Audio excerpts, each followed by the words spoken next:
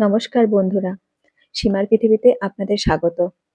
1 জানুয়ারি আমরা ভুবনেশ্বর চলে আসব, তাই সকাল থেকে মনটা খুব খারাপ। বছরের প্রথম দিন আর বাড়ির সবাইকে ছেড়ে চলে যেতে হচ্ছে, তাই বাগানের ফুলগুলোর সাথে কিছুটা সময় কাটাচ্ছিলাম। আবার যখন আসব তখন জানেন তো এই ফুলগুলো আর ফুটবে না। আমরা চলে আসব, তাই মা বাগানে সবজি তুলছেন।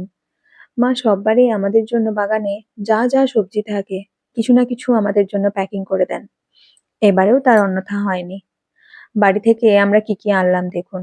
মুড়ি, বেগুন, পালং শাক, ধনেপাতা, কলাই শাক, পুঁই মেজরি আর কুমড়ো ফুল। আমরা ভুবনেশ্বর চলে এসেছি, কিন্তু আসার সময় তাড়াহুড়োতে তাই আর ভিডিও করা হয়ে ওঠেনি। ভুবনেশ্বর ফিরে আমাদের আবার রোজনামচার জীবন শুরু হয়ে গেল। সানা সকালবেলা স্কুলে যাবার জন্য তৈরি। সানা রোজ সকালে এই লেবু ও নুন দিয়ে তৈরি করা ছোলার ছাতু খেয়েই স্কুলে যায়, আর আমি যে টিফিনটা বানিয়ে দিই সেটা দুপুরে লাঞ্চে খায়। সারা দেখুন সানাকে বাই বলছে।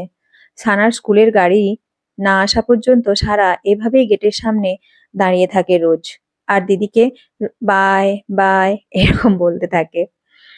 শোভনেরও আজ সকাল 9টা থেকে ক্লাস, তাই সানা বেরোনোর পর শোভনও ব্রেকফাস্ট করে কলেজের জন্য বেরিয়ে যাচ্ছে। সানা শোভন দুজনের বেরোনোর পর আমি আমার জন্য একটু চা বানিয়ে নিচ্ছি, আর এই যে সারার জন্য মাখানা ভাজছি। এই মাখানার সাথে আমার পরিচিতি হয়েছিল পাটনাতে। তার আগে আমি এই মাখানা শব্দের সাথে ঠিক পরিচিত ছিলাম না। আসলে কি জানেন, এটা হলো পদ্ম ফুলের বীজ থেকে তৈরি। মাখানার পুষ্টিগুণ কিন্তু প্রচুর। চলুন, আমি আর সারা এখন দুজনে কিছুটা সময় একে অপরের সাথে কাটাই। আপনাদের ভিডিওটি ভালো লেগে থাকলে লাইক, শেয়ার, সাবস্ক্রাইব করবেন। বাই।